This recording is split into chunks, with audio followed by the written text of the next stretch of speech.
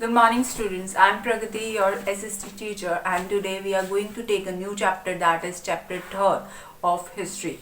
In this chapter, we are going to move on the ruling area of the ruling areas, how the East India Company ruled over the areas which he have conquered. In the previous chapter, we have studied how the Britishers comes to India for trade, and then in which form they start working over the territories and start ruling over it, how they conquer the territories. But now we are going to study that how they start ruling over the areas, okay, over the ruled area, yeah, what the areas which they have conquered, over that how they have ruled, and what are the policies which they have started, through which they earn more money, right? So in this, the rural area, first most important we need to understand that what was the aim of East India Company. Its aim is to make money as much as possible, right? जितना ज़्यादा possible हो सके, they want that we can make money over that. Then second thing what was, for making this money, they need what? They need some traditional policies, some area. So government have framed a policy, okay? He have framed a policy through which they can maximize the British income, okay? The policy का aim क्या था? To maximize the British income. For that, in 1793 to 1857, during this time period, they introduced a policy which is land revenue policy. Okay, land revenue policy in 1793 they have introduced to make the maximum income of the Britishers, so that from land they can earn more money. As we know, before the arrival of the Britishers, what happened? The Indian farmers were very rich. They are well sufficient, self-sufficient to earn money and also to enrich their areas, through which they can feed their family and also fulfill the expenses, right? But as the Britishers comes, they got the right, they use that thing for their own benefits, right? So primary occupation agriculture thi, right? The primary occupation was agriculture of whose? Farmers की, which make them self-sufficient. किससे पहले? British rule से पहले. Okay. Then they yield to pay. The field was yield to pay some amount to the king. What the farmers used to do? They used to earn some amount and then they have to pay that taxes to the king. And the other craft, what was the other craft which was being used except farming, was pottery making or iron swelling. Okay, तो ये जो smelting irons, to melt the iron, और to pottery forming, shapes देनी iron को, iron के products बनानी, या फिर पॉटरी फॉर्मिंग करनी, ये जो चीजें हैं ये सेकेंडरी एग्रीकल्चर एक्टिविटीज थी except farming. Now what they used to do, the farmers or the agriculture craftsmen, they used whatever they used to earn from that, some amount of tax they used to give to their king, through which the king take it benefit and expand it in their territory, right? So similarly, when East India Company arrived in India and obtaining the Diwani rights, we have studied about the Diwani rights, right? In the previous chapter, you will be remembering the Diwani rights. If yes, then do answer in the comment box that what was the Diwani rights. This is your homework also, and this is your small activity. Okay, so in East India Company, they have obtained Diwani rights in which areas? In Bengal, Odisha and Bihar. In which year?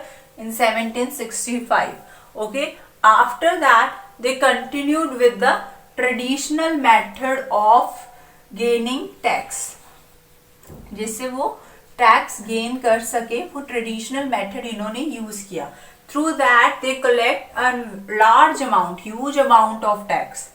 they have conquered the area. Now they start using their own method, and through which they have the corrupt officers. Those who were the corrupt officers, they collected a huge amount of tax from the people, from the farmer, due to which the village economy moved down. If we know that they don't give tax to the government, to the kings, because they have those right, tax की हमने rights ले ली थी, that we are not able to pay tax, but through the help of Diwani right, they used to take tax from the local people. And after coming in the power, after conquering the areas, now they used to make the rules, right? So similarly, they collect a large amount of tax and the village economy due to which decreased. Now this right, the land revenue policy was been working up, but it doesn't work for a longer period of time. For this, what happened? The revenue collection was being done. It is one of the policy. For the revenue collection, 3 different policies were introduced. First policy was in permanent settlement. Permanent settlement करेंगे farmer के साथ, that every year you are going to give us this much amount of tax. That is 1793. Okay. Then second was Mahalwari system. उन्होंने महालवरी एक system introduce किया, which was introduce in 1822. And then Ryotwari system. Ryotwari system कब था? 1920 में. तो ये 3 तरह के रेवेन्यू कलेक्शन के सिस्टम इंट्रोड्यूस किए, which we are going to study in this. Understood the 3 part. Now we are going to understand about the permanent settlement. We get to know कि revenue collection के लिए 3 हमें rights चाहिए. सबसे पहली जो है हमारी वो है permanent settlement. Now what the exact permanent settlement is going to tell us? Permanent settlement जो है इसमें what was the main thing? It was given by Lord Carvalson. Okay, Carvalson in 1793. In 1793, Lord Carvalson have given a permanently the rights to the zamindars. Zamindars जो होते हैं उनको उन्होंने permanently एक उनका motive बना दिया, या he was the one who going to collect the taxes like a monitor. Okay, जैसे class teacher make the monitor to collect the copies or to do the duties. Similarly, the British constitution जो है British company, they made the zamindars the main head and who have to collect the taxes. Okay, from Bihar, Bengal, Orissa, वहाँ के zamindars बन गए अलग अलग permanent. Now, what the main feature of this thing? The main feature was that first of all, the zamindars have to revenue will be the permanent. There will be no scope of revision. अगर एक revenue किसी area में हमने fix कर दिया that this is the area where we have to give 30% of the total production, then next nobody can revise that or can decrease or increase. This will be the fixed amount. Okay, so this much they have to give to the zamindars and to the British company. Okay, now those who were the local zamindars, they will collect the revenue. वो ये जो 30% tax है वो collect करेंगे किन से? Pheasant से. Peasants जो वो छोटे फार्मर्स है उनसे जो जमींदार्स है वो टैक्स कलेक्ट करेंगे, and that tax will have to be pay to the company on time. Okay, and if they were not able to और they fail to do so, then their own property और they have been affected by that, their property will be taken up, or these zamindars have to be these zamindars will be removed from their post. Okay, now new class was introduced because of this local zamindars or introducing such system. What was that? They were the merchants and the traders. एक hierarchy बन गई. Hierarchy means through which a system is been working up. Now what happened?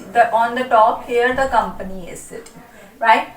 Now here the who are the farmers, they have to give to the zamindars. Okay, peanuts है इन्होंने जमींदार को देना. जमींदार्स ने आगे ट्रेडर्स को या मर्चेंट्स को अपनी आगे टैक्स देंगे, ये अपना टैक्स मार के फिर आगे कंपनी को देंगे. तो एक तरह से एक हायरार्की जो है वो फॉर्म हो गई. Okay, and through this the cultivators become the tenants. जो कल्टिवेटर्स है वो टीनेंट्स बन गए. Okay, whatever they remain with the जमींदार, जो भी जमींदार के साथ रह जाता था आफ्टर पेइंग द रेवेन्यू, वो उसका प्रॉफिट होता था। फॉर एग्जाम्पल यहाँ से पीनेट से इन्होंने 70 रुपीज ले लिए, इन्होंने जमींदार इसने 100 रुपीज कमाई है, इससे 70 रुपीज जमींदार ने ले लिए। अब 70 रुपीज में से यहाँ पे सिर्फ 60 रुपीज देने हैं, तो 10 रुपीज का प्रॉफिट इसको भी होगा जिसकी खुद की जमीन भी नहीं है, right. So this is the thing which was being followed up. Okay, so whatever they've been remain with the zamindar, they have as in after paying the revenue tax, it was their profit. Okay, now what happened through this, the advantage क्या था इस चीज का, इस permanent settlement का, what were there were two advantage. First, the income of the company increase, है ना। Now wherever they have conquered the area, Bihar, Bengal, Odisha, all over the places, there are different farms from each farm, from each area they get to earn about 10% or 20% of tax. So through this what happened, the income of the company increase. Okay, new landlords have been introduced, merchants, traders, ये introduce हुए, those who support the British company through which they get profit. And for supporting British company, what British company used to do for these landlords, they used to establish an authority for the revolt. उन्होंने authorities बनाई, उन्होंने अलग अलग departments बनाए जहाँ पे उनको head रखा गया, और आगे कोई भी revolution होती है, कोई revolt होते हैं, कोई fights होती है, तो उसमें उनको participate करवाते थे, ठीक है।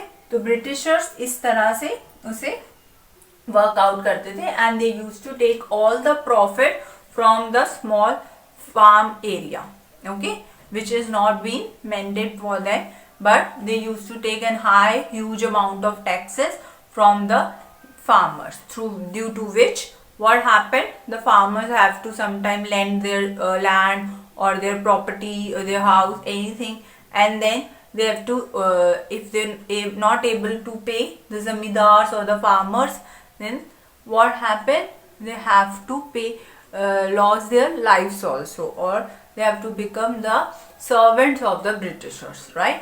So this was the thing which was introduced in the permanent settlement.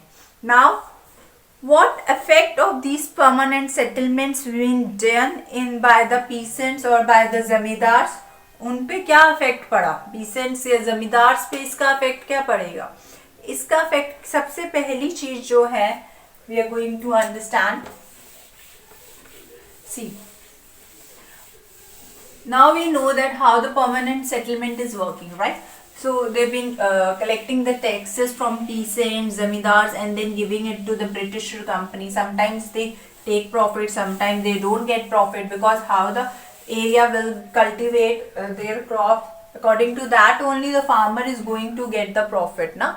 The zamindar going to get the profit. So the peasants who were the actual cultivators, जो peasants है ये कौन है, actual cultivators है, right?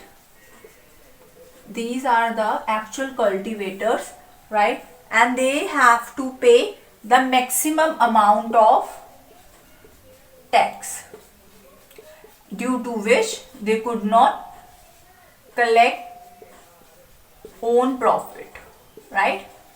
And have to lose their land, or sometime have to lend money from merchants, okay, or the money lenders, ठीक है। Money lender से वो मनी लेंड करते थे at a huge amount of percentage interest, right? They have to pay a large amount of interest to the landlords from whom they used to collect the money. Okay, so this was the first effect. What was the second effect? Second effect was that in order to pay a revenue, the peasants have to borrow money. ये second effect है। पहला actual cultivation थी, उसके लिए उनको tax pay करना पड़ता था। They have to lend to the zamindars. अगर huge revenue है, they could be evicted from the area, abused जमींदार peasants है, उनको तो जमींदार को देना है, अब जमींदार को वो टैक्स देंगे और हाई एवेन्यू का टैक्स देना पड़ेगा, उसके लिए वो ऐसे करते थे. Understood. Now the land revenue was fixed so high that even the landlords borrow managers, उन्होंने लैंडलॉर्ड्स ने भी क्या किया, they borrowed taxes, or we can say that they have borrowed a revenue or fixed amount. Revenue was being managed by them. Okay, fixed amount of revenue was fixed, but the revenue was completely high, so that affect to the landlord as well. Now, who were the peasants? Peasants have to put only crops which benefit British company, like indigo, cotton, due to which the land fertility decrease. Okay, land fertility decrease. When land fertility decrease, it can cause a high loss in farming production for the next year, and due to this the taxes are so high that they could not pay. Okay, so all these were the effects of the permanent settlement. Understood? So you will read this topic and do complete the previous topic objective type and then send it to me so that I can check that you have completed your topic objective types. Okay, thank you and have a nice day.